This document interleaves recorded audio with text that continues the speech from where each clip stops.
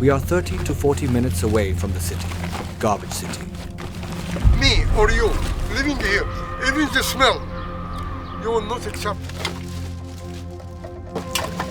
He have something as an antibiotic because he already grew up here.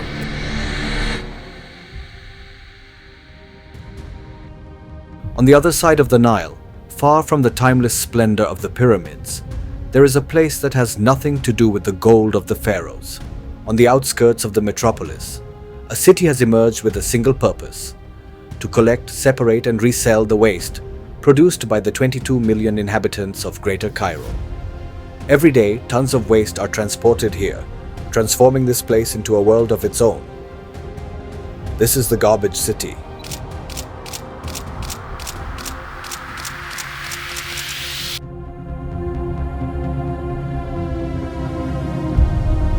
How did Garbage City come to be? Who lives there? There are no official data, as it is a self-built city, and the government tries to limit its visibility. The city is also enclosed by rocks and surrounded by walls and gates, making it difficult for outsiders, even Egyptians not from the community, to enter, let alone cameras. Given the treatment reserved for investigative journalists, I had never seen anything like this. But I found answers to all these questions thanks to my Egyptian friend Isar, who is guiding me and telling me about it. He's accompanying me, and they are not welcoming us in, so I'll try to use some tricks to film as much as possible.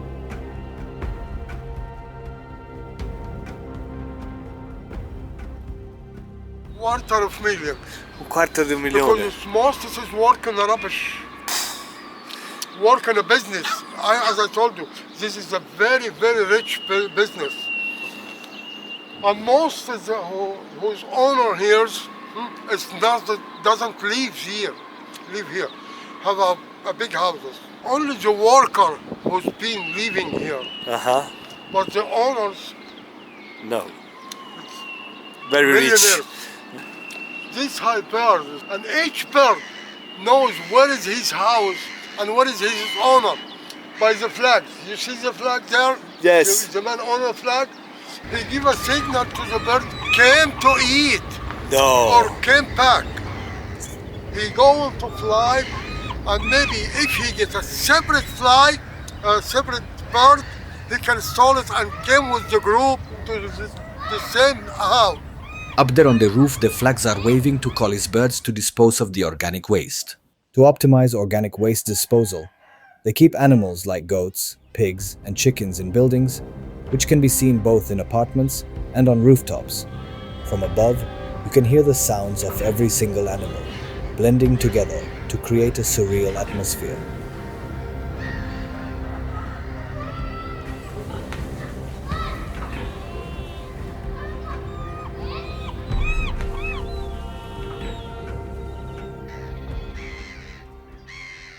Most of his bakes, because the bakes always eat the rubbish.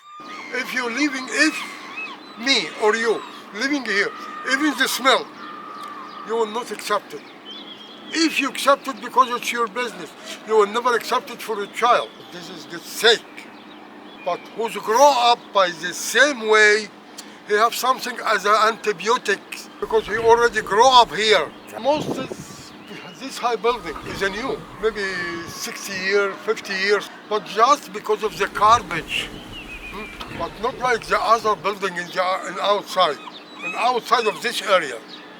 You see, we here, it's a very clean, very nice view. Yes. But in the other area, Other world.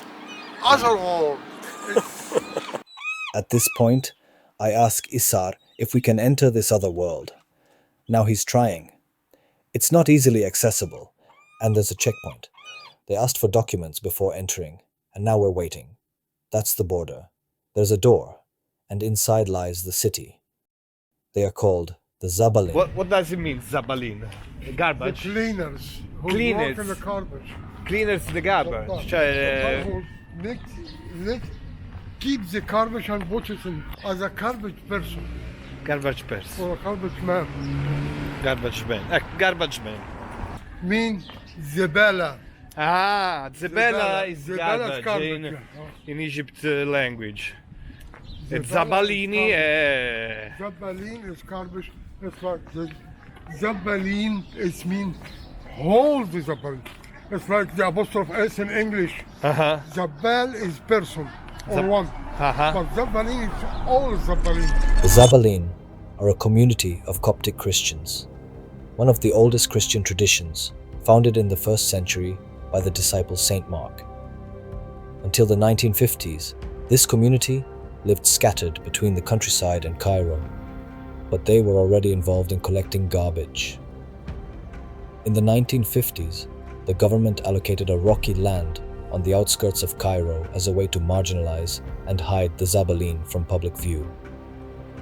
Over time, this community built, without permits or utilities, first shacks and then houses, transforming this place in just a few decades into a real city. Today there is electricity, but it's unstable. Water arrives, but it's often contaminated. In many areas, there is no sewage system at all. We were lucky that, thanks to Isar, they let us in, and now we're inside the city. Incredible.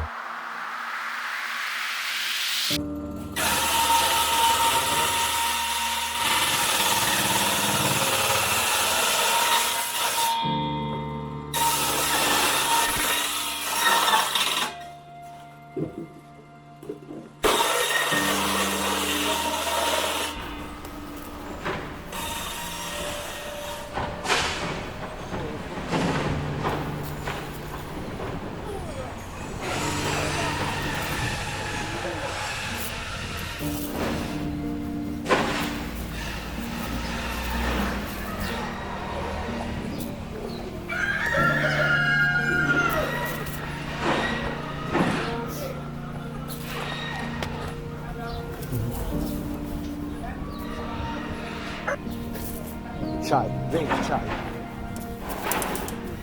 Selamünaleyküm. Sat down in the family. Aha.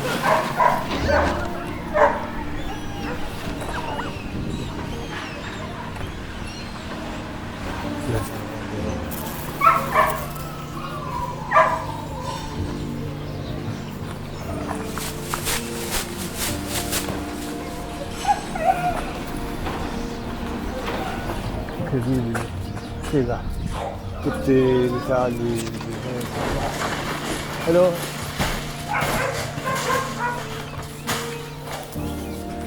Tutta plastica colorata. C'è un bambino sul carro. Guarda che macchina è questa. New car. Incredibile, guarda là.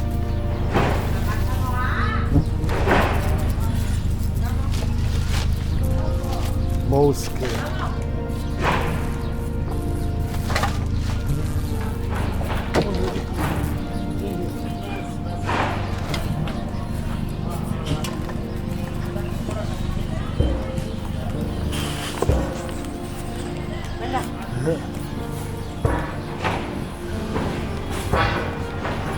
Cani.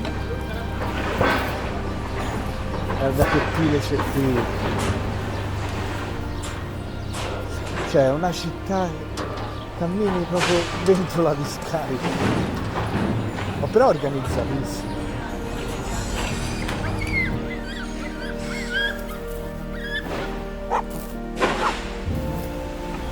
Green, multicolor, orange, guarda anche qui. E questa macchina di supercar. Ciao Fabrizio. Salam alaikum. Vai.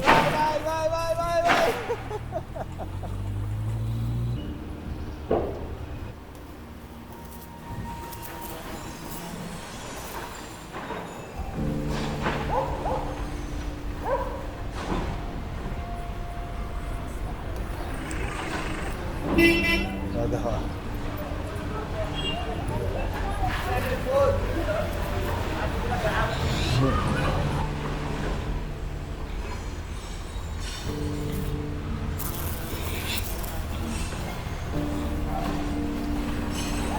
Ok.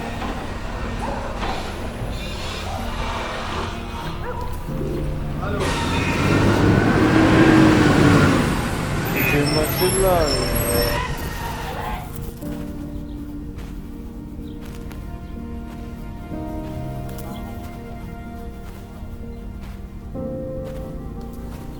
Much of the collected garbage in the city is transported using carts pulled by donkeys, as seen in every Cairo neighborhood, day and night. For example, right behind me are some guys collecting trash. We're in Giza, where the pyramids are, and this is far from Garbage City.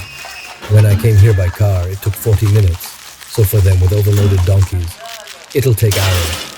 They'll arrive at night, then unload, then head back. A grueling job.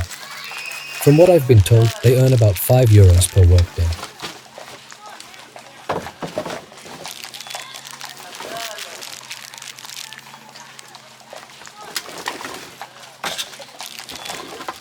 We're now driving through the last part of the city. Life flows just like in any other city. Shops, street food, children going to school, inhabited houses, gathering places. Yes, Garbage City is an extreme, hard-to-imagine place, but also incredibly alive. Because it's not just misery.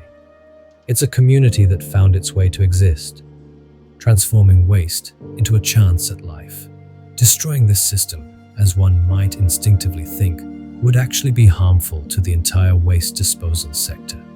Here, 85% of waste is recycled, all manually with meticulous sorting, a percentage double or triple that of any Western city. It would be a catastrophe for the thousands of families whose lives revolve around this ecosystem.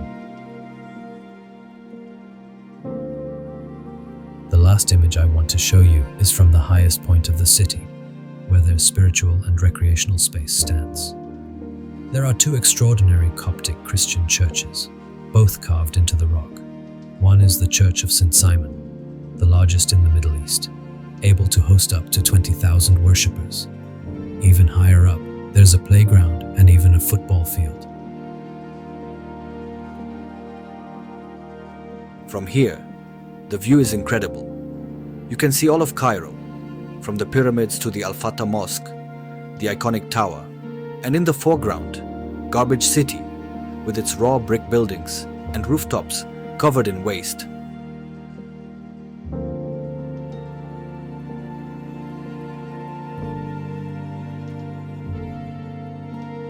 While leaving this place, Cairo this morning seemed chaotic and dirty. Now, it seems clean and orderly to me, because no condition is absolute. In fact, nothing is absolute, but everything is relative. And it's in this relativity that the inhabitants of Garbage City manage to live naturally for generations in a place that to many of us would seem impossible. And here ends this very intense report.